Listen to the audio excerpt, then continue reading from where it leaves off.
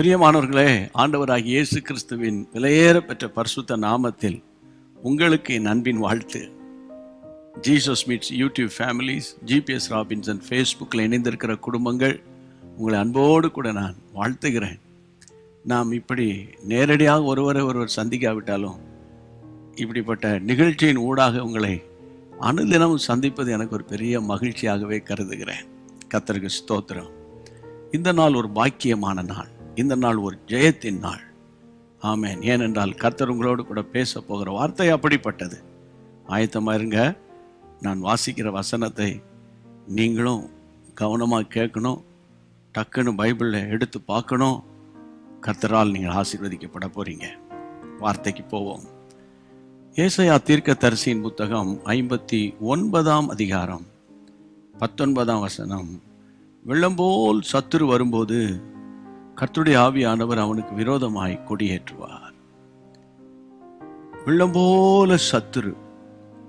உங்களுக்கு தெரியும், நான் நம்புறேன்.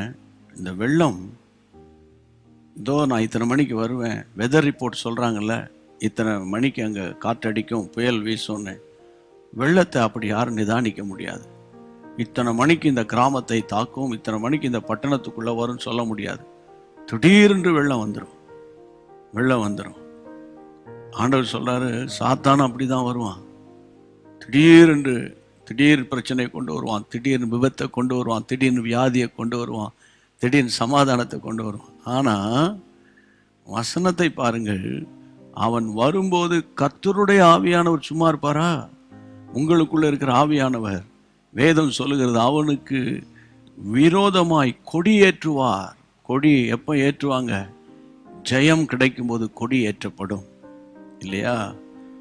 கொடி ஜெயத்துக்கு அடையாளம்.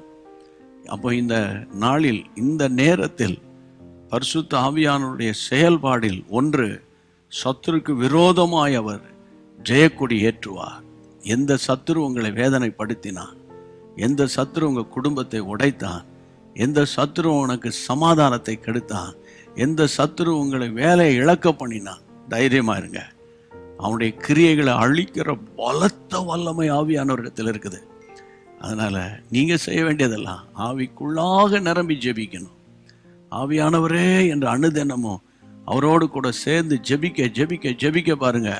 இன்னொரு பக்கம் ஃபிளாக் ஆண்டவர் ஏற்றிக்கிட்டே இருப்பாரு. ஆமேன். இதுக்கு பேர் தான் வெற்றி உள்ள கிறிஸ்தவ வாழ்க்கை. ஆமேன். கர்த்தருக்கு ஸ்தோத்திரம். அப்போஸ்தலர் 28ஆம் அதிகாரத்தில் அப்போஸ்தலனாகிய பவுலின் கையை ஒரு பாம்பு கவ்வினது. அது விரியன் பாம்பு. இதோ இவன் சாவ போறான், அவன் வாழ்க்கை முடிஞ்சதுன்னு அங்கே அந்த ஊரார் மெலித்தா மக்கள் சொல்றாங்க. அவன் சும்மா அசால்ட்டா உதறி போட்டுட்டு ஒரு தீங்கும் அடையாமல் இருந்தான். இதுதான் கிறிஸ்தவ வாழ்க்கை. போராட்டம் வரும், அவைகள் உங்களை என்னை மேற்கொள்ளாது. ஜெபம் பண்ணலாமா? நம்பிக்கையோடு விசுவாசத்தோடு தேவனோடு கூட இணைந்து நம்ம ஜெபிப்போம்.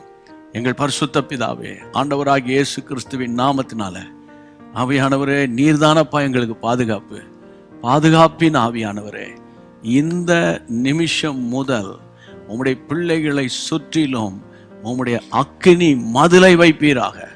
சத்துருவின் கிரியைகள் எல்லாவற்றையும் கர்த்தர் தலைதறிக்க ஓடும்படி கிரியை செய்யுங்க. கர்த்தருடைய சமாதான நதியை போல உம்முடைய பிள்ளைகளுக்குள்ள ஓடட்டும். இம்மட்டும் நடத்தினவர் இனிமேலும் தேவனுடைய பலத்த கரத்தை உம்முடைய பிள்ளைகள் பார்ப்பாராக. எங்கெங்கெல்லாம் நஷ்டப்பட்டு கஷ்டப்பட்டு வேலை இழந்து பணத்தினால் உம்முடைய பிள்ளைகள் வாதிக்கப்பட்டு கொண்டிருக்கிறார்களோ, ஒரு ஜெயமுள்ள ஒரு வாழ்க்கை வாழ உம்முடைய பிள்ளைகளுக்கு உதவி செய்யும். ஜெபத்தை கேட்டு ஆவியானவர் இந்த நாளில் உம்முடைய பிள்ளைகளை ஆண்டவரை விடுதலையாக்கி, ஆண்டவர் சத்துருவின் கையிலிருந்து உம்முடைய பிள்ளைகளை விடுவித்ததற்காக ஸ்தோத்திரம். உம்முடைய நாம மகிமைப்படட்டும். இயேசுவின் நாமத்தில் ஜெபிக்கிறோம் பிதாவே, ஆமென். உண்மையாகவே சத்துருவை ஓட விரட்டும்படி தேவன் உங்களை ஆவியில நிரப்பியிருக்கிறார். அபிஷேகத்தை நீங்கள் அனல் மூட்டணும். அநேகரோடு கூட சேர்ந்து ஜெபிக்கணும். கூட்டு ஜெபம், தனி ஜெபம் விட்டுறக்கூடாது. மட்டுமல்ல, இந்த செய்தியை மற்றவங்களுக்கு ஷேர் பண்ணுங்க. அவங்களுக்குள்ள ஒரு தன்னம்பிக்கையை கர்த்தர் கொடுப்பார். கர்த்தர் சித்தமானால் மீண்டும் நாம் ஒருவர் சந்திப்போம். God bless you. அன்பான தேவனுடைய பிள்ளைகளே, இச்செய்தி உங்களுக்கு மிகுந்த ஆசீர்வாதமாக இருந்ததென்று நாங்கள் நம்புகிறோம். தொடர்ந்து எங்கள் செய்திகளை கேட்டு கர்த்தருக்குள் ஆசீர்வதிக்கப்பட ஜீசஸ் மீட்ஸ் மினிஸ்ட்ரீஸ் என்கிற எங்கள் யூடியூப் சேனலை சப்ஸ்கிரைப் செய்யுங்கள்.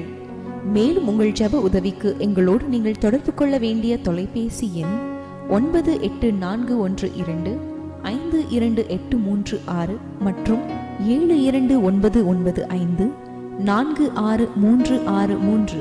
Email gpsrobinson@hotmail.com. கர்த்தர் உங்களை ஆசீர்வதிப்பாராக.